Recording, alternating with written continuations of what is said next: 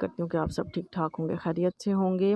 हम भी शुक्र है अल्लाह का, शुक्र अल्हम्दुलिल्लाह कि हम भी ठीक ठाक हैं। हाँ जी, ये मैंने जी मटन ले लिया और मटन के अंदर मैंने डाल दिए हैं टमाटर चार, और चार ही मैंने उसके अंदर लहसुन के जवे डाल दिए, और एक मैंने एक छोटा सा प्याज लिया और इसको काट कर इसमें डाल दिया, और नमक डाल के और थोड़ा सा पानी डाल के मैं इसे प्रेशर कर लूँगी। कम से कम 20 मिनट के लिए प्रेशर मैंने किया था, ठीक है। और उसके बाद जो है मैंने इसकी जो टमाटर जो गल गए थे उसकी मैंने स्किन को उतार लिया था, और इसको अब मैं थोड़ा सा मैश कर दूँगी। मैश करने के बाद जो है मेरा थोड़ा सा पानी इसमें रह गया था, तो ये जिसकी वजह से जो है मैं थोड़ा सा जो है पानी को खुश्क कर रही हूँ। अब मैंने इसमें ऑयल डाल दिया था। ऑयल डालने के बाद मैंने अब इसमें डालना है लाल मिर्च। लाल मिर्च के बाद मैंने इसमें सूखा लहसुन डाला था। सूखा लहसुन डालने के बाद मैंने ज़ीरा पाउडर डाला था।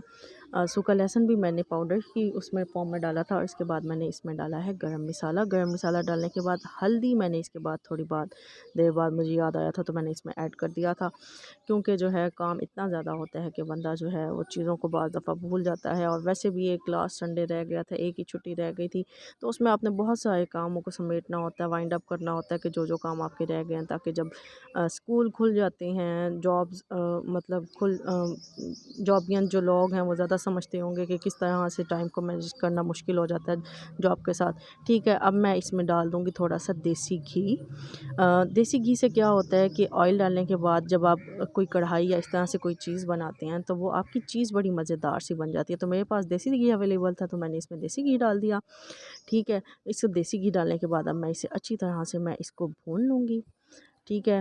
भूनने के बाद अब मैंने इसमें डाल दी है मेरे पास जो है वो फ्रीज़ जो है वो पड़ी थी दही। दही डालने के बाद मैंने इसको अच्छी तरह से गलाना सॉरी मैंने इसको अच्छी तरह से भूनना शुरू कर दिया। अब ये देखें आहिस्ता आहिस्ता इसके ऊपर ऑयल आता जा रहा है, और जो है ऑयल आने के बाद जो है वो आहिस्ता आहिस्ता भुनने की उस पर आ जाएगा।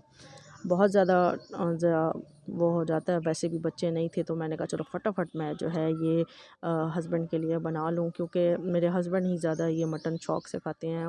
मैं ख़ुद इतना शौक़ से नहीं इसको वो करती, मैं ज़्यादा चिकन ही लाइक करती हूँ।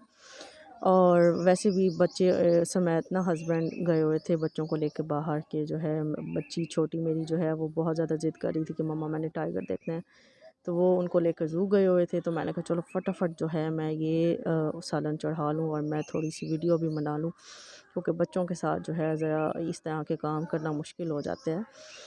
तो जी ये अब अच्छी तरह से भुन गया है। भुनने के बाद जो है आप चाहें तो आप इसको इस तरह से भी अच्छा मैं ये नहीं करती कि जो है कि मेरे पास एक एक चीज़ प्रॉपर हो, मिर्चें हों सब्ज़ मेरे पास वो हो, मेरे पास जो चीज़ अवेलेबल होती है मैं वो बनाती हूँ और मैं उसी की ही वीडियो डालती हूँ, मैं कोई स्पेशल नहीं करती, ठीक है। मुझे शायद जो जॉबियंस लोग हैं वो अच्छी तरह से समझ सकेंगे कि मैंने आपने वीडियोज़ में देखा होगा कि इतना अच्छा डिश आउट नहीं कर पाती, क्योंकि मेरे पास टाइम बहुत ज़्यादा कम होता है, मैं बहुत ज़्यादा बिज़ी होती हूँ। तो इस वजह से मैं जैसे भी है मैं बस वीडियो बनाती हूँ और डाल देती हूँ। असल मकसद होता है खाने का कि खाना आपका बेहतरीन होना चाहिए, और अल्हम्दुलिल्लाह मेरे हस्बैंड बहुत शौक़ से मेरी कुकिंग को पसंद करते हैं। उम्मीद करती हूँ आपको ये वीडियो पसंद आई होगी, लाइक कीजिएगा।